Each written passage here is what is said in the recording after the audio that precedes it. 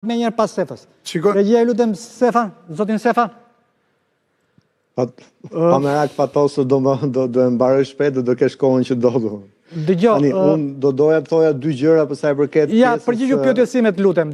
Cili është dëmi që shkaktohet nga kjo vonesë?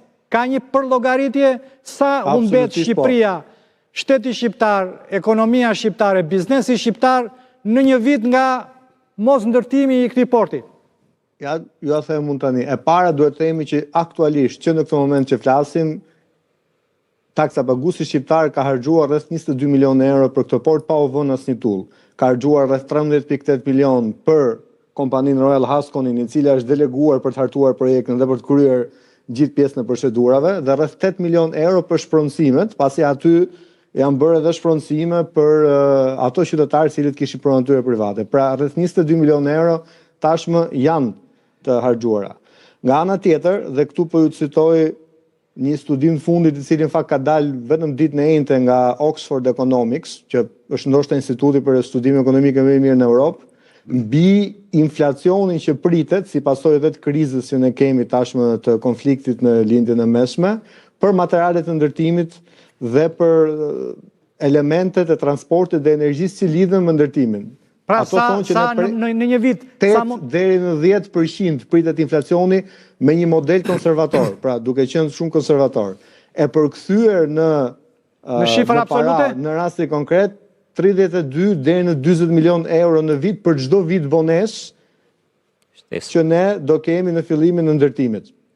Pra janë mbi 30 milion euro që neve i humbim për çdo vit vonesë që ne kemi në fillimin e ndërtimit të këtij porti, sepse çdo vit materialet do vinë edhe duke u shtrenjtuar. Mos harrojmë që kompania që do marrë përsipër ta ndërtojë këtë port vitin tjetër apo vitin pasardhës, kushdo qoftë, do duhet të ketë një kosto më të madhe për materialet në të cilat do ta kryej ndërtimin dhe për punimet e tyre.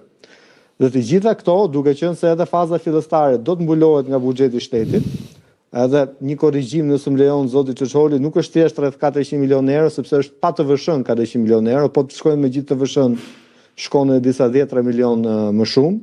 Shkon 480. Eksakt, po nuk janë pak. E gjitha kanë parë shtetit zakonisht nuk llogaritet TVSH. Kur është parë taksa paguesit.